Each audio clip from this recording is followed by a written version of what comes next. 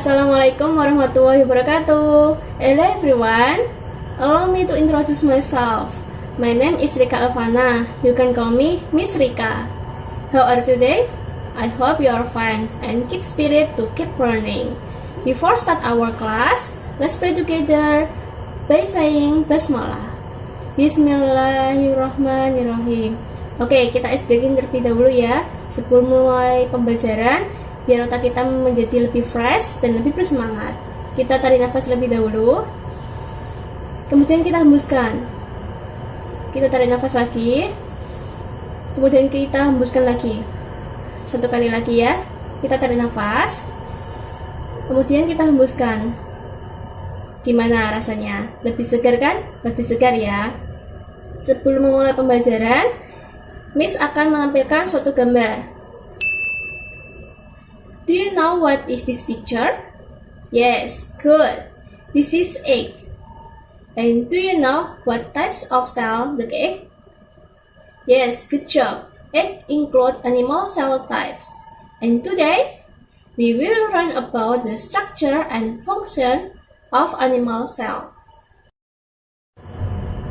Oke, kita mulai pembelajaran pada hari ini ya. Miss akan menampilkan suatu gambar. Nah, menurut kalian, gambar apakah ini? Ya, benar sekali. Ini merupakan gambar dari sel hewan.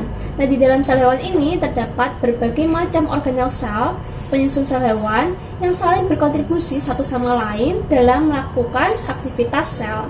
Nah, apa saja organel sel yang terdapat di sel hewan, dan apa fungsi dari masing-masing organel sel ini? Mari kita bahas satu persatu. Nah, seperti yang sudah dijelaskan tadi, di dalam sel hewan ini terdapat berbagai macam organel sel. Nah, melalui gambar ini, kita dapat mengetahui berbagai macam organel sel yang terdapat di sel hewan. Nah, coba sebutkan apa saja organel sel yang terdapat di sel hewan melalui gambar ini.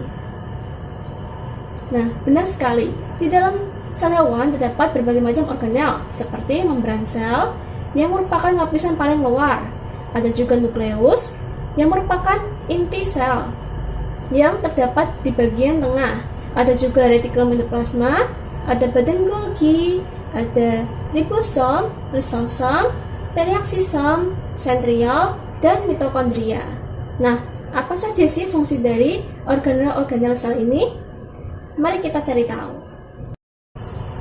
Yang pertama, ada membran sel. Membran sel merupakan bagian sel yang paling luar, yang membatasi isi sel dengan lingkungan di sekitarnya. Membran sel tersusun atas lapisan yang terdiri dari fosfolipid dan lipoprotein. Apa sih fungsi dari membran sel? Fungsi dari membran sel yang pertama, mengatur transportasi materi atau zat-zat yang masuk dan keluar dari sel. Yang kedua, melindungi bagian atau komponen sel yang berada di sebelah dalam membran. Yang ketiga, sebagai reseptor stimulus atau rangsangan untuk sel. Yang keempat, sebagai tempat berlangsungnya berbagai macam reaksi kimia. Yang kelima, menjadi hubungan antar sel dengan lingkungan luar sel. Selanjutnya yaitu nukleus. Nukleus biasa disebut sebagai inti sel. Nukleus merupakan komponen sel bermembran yang bentuknya bulat seperti cakram. Nukleus terletak di bagian tengah pada sitoplasma. Nah, apa sih fungsi dari nukleus ini? Fungsi dari nukleus ini yang pertama yaitu sebagai pengendali seluruh aktivitas sel. Yang kedua, mengandung dan membawa informasi genetik berupa DNA yang akan diwariskan melalui pembelahan sel. Yang ketiga yaitu memproduksi tRNA, rRNA, mRNA untuk keperluan sintesis protein. Yang keempat yaitu untuk memproduksi ribosom. Di dalam nukleus terdapat 4 komponen penyusun nukleus, yaitu yang pertama membran inti sel, yang kedua nukleoplasma, yang ketiga nukleolus atau anak inti sel, yang keempat butiran kromatin. Selanjutnya yaitu retikulum endoplasma. Retikulum endoplasma ini merupakan organel sel berupa vesikel atau kantung yang dapat berbentuk pipih, bundar, atau tubular, dan satu sama lain dapat berhubungan. Terdapat dua jenis retikulum endoplasma. Ada apa saja? Ada yang tahu?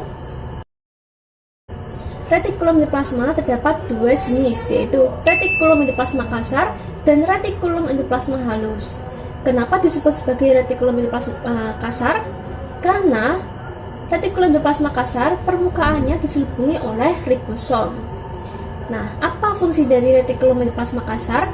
Yaitu sebagai pendukung sintesis protein dan menyalurkan bahan genetik antara inti sel dengan sitoplasma.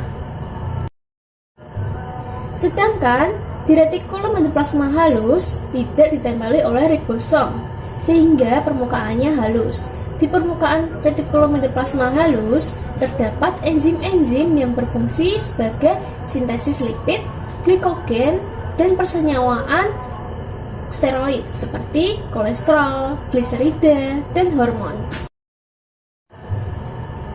Selanjutnya yaitu badan Golgi.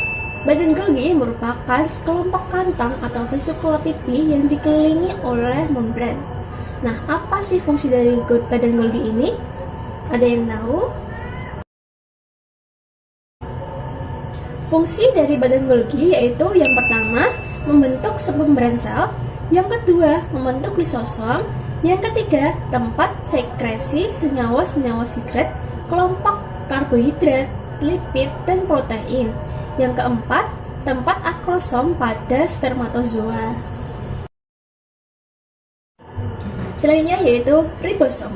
Ada yang tahu gak siapa itu ribosom? Pasti sudah tidak asing lagi. Nah, ribosom ini merupakan organel bermembran yang berisi untaian RNA dan protein yang beragam, karbohidrat, sedikit lemak, dan mineral. Nah, apa sih fungsi dari ribosom ini? Fungsi dari ribosom ini yaitu tempat terjadinya sintesis protein, yaitu tempat berikatannya asam amino, yaitu polipeptida. Selanjutnya yaitu lisosom. Lisosom merupakan suatu organel sel yang berbentuk seperti kantung atau bola yang diselubungi oleh selaput atau membran tunggal. Lisosom memiliki berisi enzim hidrolitik seperti glikosidase, fosfolipase, protease, nuklease, lipase, dan fosfatase. Nah, apa fungsi dari lisosom? Kenapa terdapat berbagai macam enzim di dalamnya? Yuk kita cari tahu. Fungsi dari lisosom itu ada 3. Yang pertama, mencerna zat-zat makanan atau zat-zat asing yang ada atau masuk di dalam sitoplasma sel. Yang kedua yaitu autofagi. Apa itu autofagi? Autofagi yaitu menghancurkan atau mendegradasi bagian-bagian sel yang sudah tidak berfungsi lagi. Yang ketiga itu autolisis. Apa itu autolisis? Yaitu menghancurkan diri sendiri dengan cara melepaskan semua enzim yang berada di dalam lisosom. Selanjutnya yaitu peroksisom. Peroksisom memiliki enzim katalase yang dapat merubah peroksida air menjadi oksigen dan air. Peroksisom juga berperan dalam perubahan lemak menjadi karbohidrat. Selanjutnya yaitu sentriol. Sentriol terdiri dari 9 mikrotubulus triplet yang masing-masing terdiri dari 3 mikrotubulus yang dirangkai dalam bentuk struktur seperti silinder. Ada 3 jenis mikrotubulus pada sentriol, yaitu sentrin, senektin, dan tektin. Terus, apa sih fungsi dari sentriol itu? Coba kita cari tahu. Fungsi dari sentriol yaitu menggerakkan kromosom pada saat pembahan sel. Bagaimana sih mekanismenya? Sentriol ini akan membentuk aster dan benang-benang spindle yang berfungsi untuk mengatur arah gerak kromosom, sekaligus menarik kromosom ke kutub-kutub berseberangan selama pembelahan sel. Selanjutnya yaitu mitokondria. Mitokondria merupakan organel sel yang dijadikan sebagai tempat berlangsungnya respirasi sel pada makhluk hidup. mitokondria ini banyak ditemukan pada sel-sel yang memiliki aktivitas metabolisme yang tinggi, yang memerlukan jumlah energi yang banyak, seperti pada sel otot jantung. Nah, mengapa mitokondria ini banyak ditemukan pada sel-sel yang memiliki aktivitas yang tinggi? Karena mitokondria ini seperti fungsinya tadi sebagai tempat respirasi sel.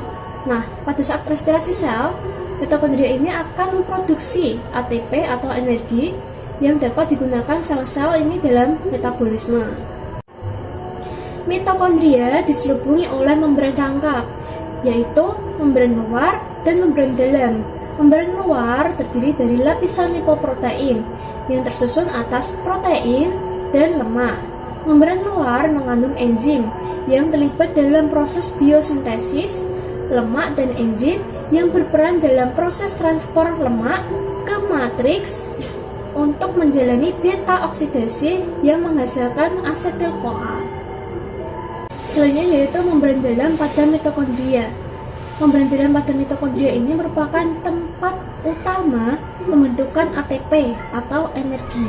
Nah, disinilah mengapa mitokondria ini banyak ditemukan pada sel-sel yang mengalami metabolisme yang tinggi.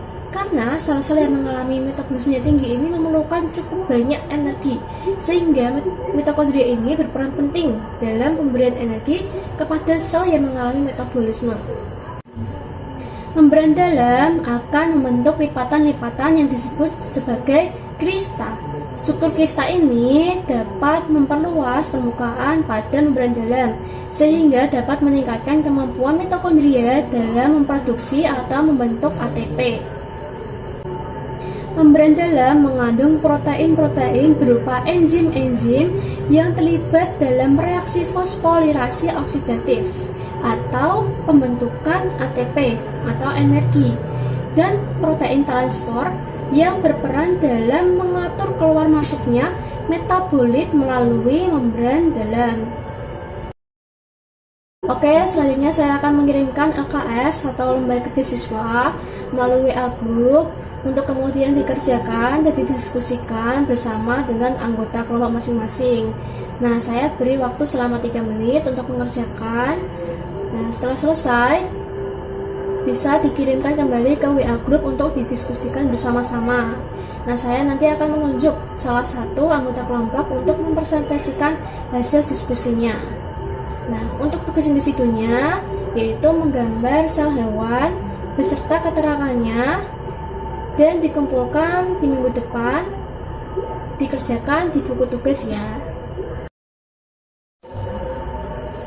Setelah mempelajari materi yang telah dijelaskan, dapat disimpulkan apa saja yang kita pelajari pada pembelajaran hari ini, yaitu yang pertama ada sel hewan, yang kedua ada struktur dari sel hewan, yang ketiga ada fungsi dari struktur sel hewan, dan yang keempat ada hubungan antara struktur sel hewan dengan fungsinya. Nah, setelah kita mempelajari materi pada pembelajaran hari ini, marilah kita mengucapkan hamdalah bersama-sama. Alhamdulillahirabbil alamin. Terima kasih. Thank you for attention. Thank you for watching. Wassalamualaikum warahmatullahi wabarakatuh. See you.